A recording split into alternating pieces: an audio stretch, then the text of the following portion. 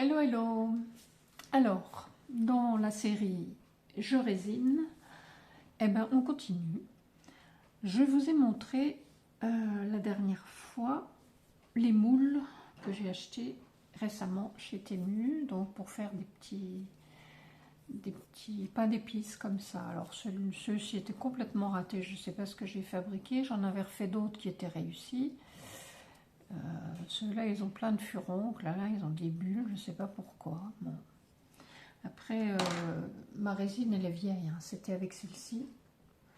Elle est vieille, elle a plusieurs années, donc est-ce que c'est ça? Je ne sais pas. Est-ce que je l'ai mal mélangé? Je ne sais pas. Bon, toujours est-il que j'avais envie de tester une autre résine. Et j'avais vu des vidéos qui parlaient de celle-ci, et oh joie, pour une fois, je l'ai trouvée dans mon magasin de loisirs créatifs. Alors, je n'ai pris qu'un pot de 400 grammes, parce que je voulais tester avant de prendre une grosse quantité, je voulais tester pour voir ce que ça donnait. Donc j'en ai déjà fait, je vous montrerai le résultat tout à l'heure.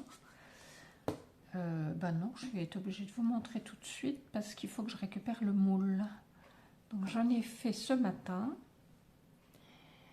Voilà ce que ça va donner. Alors ça se démoule normalement au bout d'une demi-heure. Là j'ai attendu un peu plus parce que j'avais déjà fait une fournée. Et vous voyez, il y a des petits détails comme ça, hein, ici. Et ça avait craqué. Donc, je l'ai laissé plus longtemps, plusieurs heures.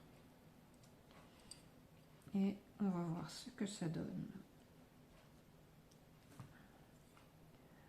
Bah écoutez, c'est pas mal. Alors, c'est pas aussi parfait, enfin, quand ils sont réussis, c'est pas aussi parfait que cette résine-là. Mais c'est quand même pas mal. Je vous montre. Voilà.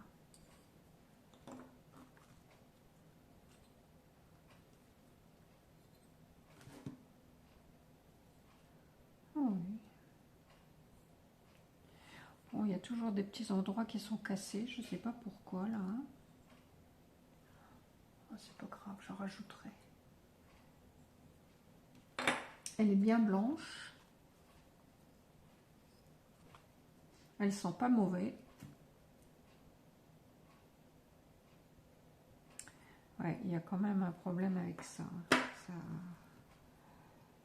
Alors, est-ce que ça coule pas assez dedans? Je sais pas. C'est quand même plus épais. Quand on la coule, c'est plus épais que l'autre. Donc, est-ce que c'est ça?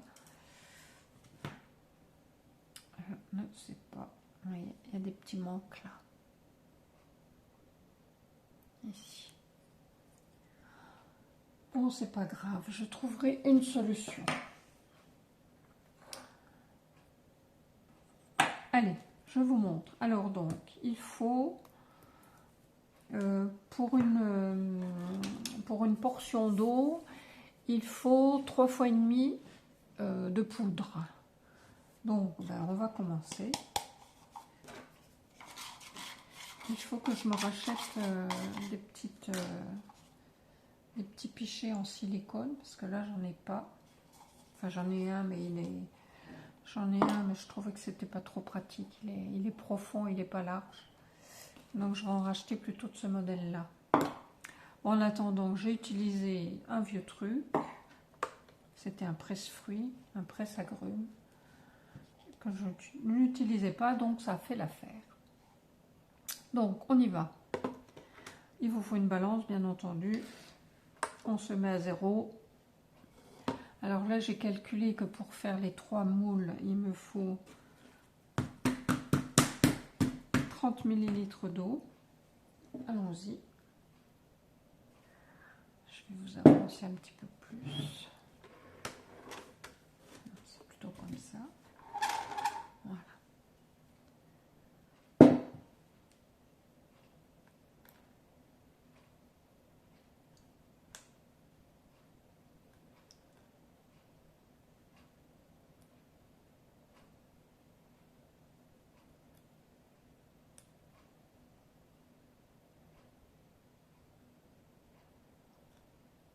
Voilà.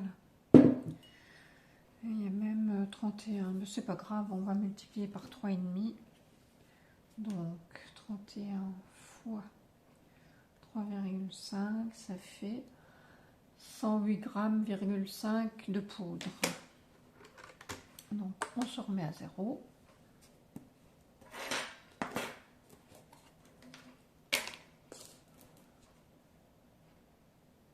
Et je compte 108 grammes de poudre.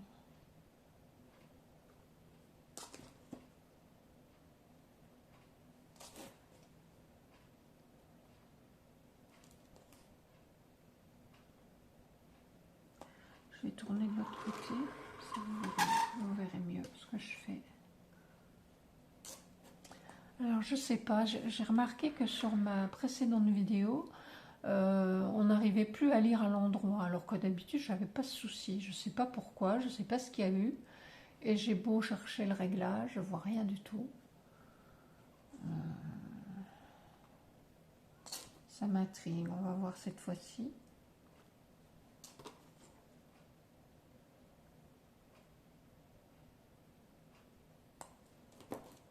Ben, la boîte va être bientôt finie.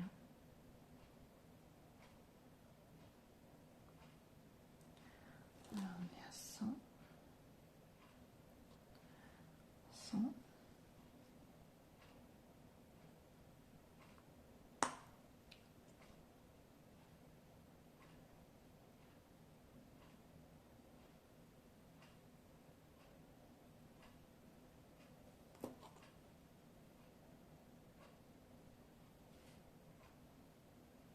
Alors, 107 ou 108?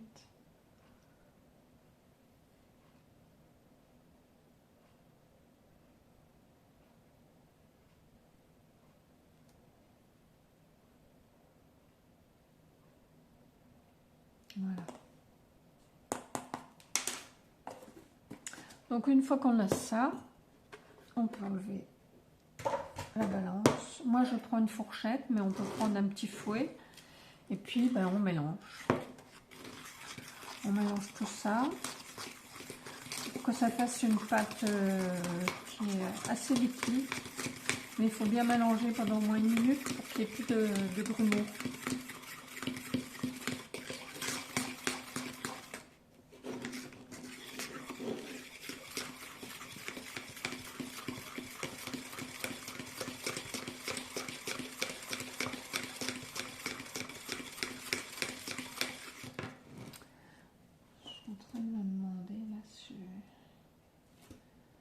Que je fasse bien attention. Et oui, je pense que c'est un défaut du moule. Il y a un petit morceau là qui ne devrait pas y être à mon avis. Je vous mets en pause. Je vais essayer de couper un petit morceau. Alors, la pause c'est là.